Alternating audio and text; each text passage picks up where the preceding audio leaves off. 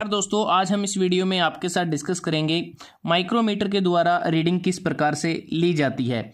एक outside micrometer है, एक मीट्रिक माइक्रोमीटर है जिसका लिस्ट काउंट 0.01 मिलीमीटर होता है और इसमें हम एक कॉइन का जो डायमीटर है वो फाइंड आउट करेंगे कि कितना होता है। तो सबसे पहले माइक्रोमीटर के पार्ट के बारे में थोड़ा जान लेते हैं। ये इसका यू शेप का एक फ्रेम है जिसके ऊपर इसका जो लिस्ट काउंट है वो भी लिखा हुआ है 0.01 मिलीमीटर और इस माइक्रोमीटर की जो रेंज है 0 से लेके 25 mm भी इस पर अंकित की गई है। अब बात करते हैं, ये जो पार्ट है इसको हम बैरल कहते हैं या स्लीव भी इसको बोला जाता है और इसके ऊपर मेन स्केल बना होता है। उसके बाद ये थिम्बल है। थिम्बल को हम क्लॉकवाइज और एंटी क्लॉकवाइज रोटेट कर सकते हैं और थिम्बल के ऊपर ये सर्कुलर स्केल बना होता है जिस पर 0 से लेके 50 तक डिवीजन अंकित होती हैं। उसके बाद यहाँ पर ये रचेट स्टॉप होता है जिसके द्वारा जो मेजरिंग सरफेस होते हैं एनविल और स्पिंडल के, उस पर यूनिफॉर्म प्रेशर प्रोवाइड करने में मदद करता है। यहाँ पर ये एनविल है और यहाँ पर ये स्पिंडल है। जब हम थिम्बल को क्लॉकवाइज रोटेट करते हैं तो स्पिंडल फॉरवर्ड मूव करता है। जब हम थिम्बल को एंटी क्लॉकवाइज रोटेट करते हैं तो स्पिंडल बैकवर्ड मूव करता है। एनविल के जो मेजरिंग सरफेस है यहाँ पर कार्बाइड की टिप लगी होती है, उसी प्रकार से जो स्पिंडल का जो मेजरिंग जो सरफेस होता है वहाँ पर भी कार्बाइड की एक टिप लगी होती है।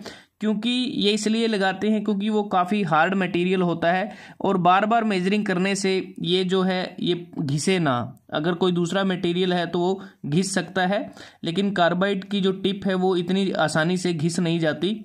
अब बात करते हैं कि इस कॉइन का जो डायमीटर है कैसे फाइंड आउट करेंगे। बैरल पे जो मेन स्केल बना है एक बार उसको देख लेते हैं।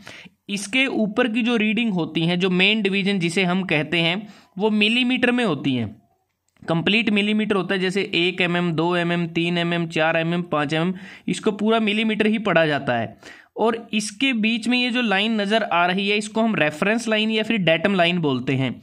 और इससे नीचे की जो डिवीज़न है जिसे हम सब डिवीज़न कहते हैं, ये ऊपर की जो दो मेन डिवीज़न होती हैं उसके बीच में इसको यहाँ पर अंकित किया गया है और इसको हम 0.5 mm इसको रीड करते हैं। अब एक चीज़ रीडिंग लेते समय हमें ध्यान में रखनी है, जब भी हम रीडिंग लेंगे सब डिवीज़न हमारी या तो 1 होगी या फिर वो 0 होगी। अब इसको कैसे देखेंगे? सबसे पहले हमें मेन स्केल रीडिंग को देखना है। तो सबसे पहले हम अपर ग्रेजुएशन पर देखेंगे कि हमारी जो डिवीज़न है मेन डिवीज़न कितनी आई है। तो हमारी जो मेन डिवीज़न है वो यहाँ तक है, तो इसको देखें 20, 21, 22, 23 और 24। मेन डिवीज़न कितनी है? 24 mm। प्लस करेंगे sub division after main division, मतलब कि मेन डिवीज़न के बाद कितनी सब डिवीज़न है? 1। जैसा हमने बात की थी कि ये 1 या फिर 0 होगी।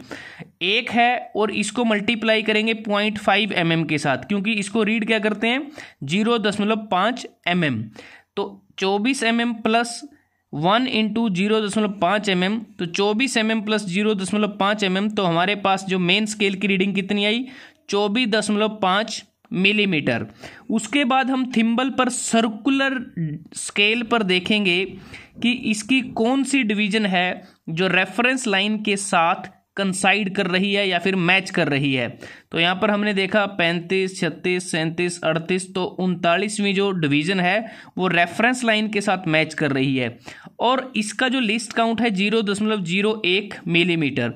तो यहाँ पर जब हम सर्कुलर स्केल की रीडिंग लेंगे तो जो डिवीज़न हमारी आएगी जो मैच करेगी रेफरेंस लाइन के साथ, उसको हम लिस्ट काउंट के साथ मल्टीप्लाई करेंगे। तो 39 को मल्टीप्लाई किया 0.01 mm के साथ, तो सर्कुलर स्केल की रीडिंग क्या आई? 0.39 मिलीमीटर। अब फाइनल रीडिंग क्या होगी हमारी? जो डायमीटर है फाइनल रीडिंग होगी main scale reading plus circular scale reading. Main scale reading कितनी है? 24.5 मिलीमीटर और सर्कुलर स्केल की रीडिंग है 0.39 मिलीमीटर। तो फाइनल रीडिंग हमारे पास आई 24.89 मिलीमीटर। तो यही इस कॉइन का डायामीटर है। तो दोस्तों आज हमने इस वीडियो में आपके साथ डिस्कस किया आउटसाइड माइक्रोमीटर के द्वारा जो रीडिंग है वो किस प्रकार से ली जाती है। अगर आपको ये वीडियो अच्छा लगा आप इसको लाइक कर सकते हैं, शेयर कर सकते हैं अपने दोस्तों के साथ, स्टूडेंट्स के साथ, और जल्दी हाजिर होते हैं एक नए वीडियो के साथ। तब तक के लिए धन्यवाद। आपका दिन शुभ रहे।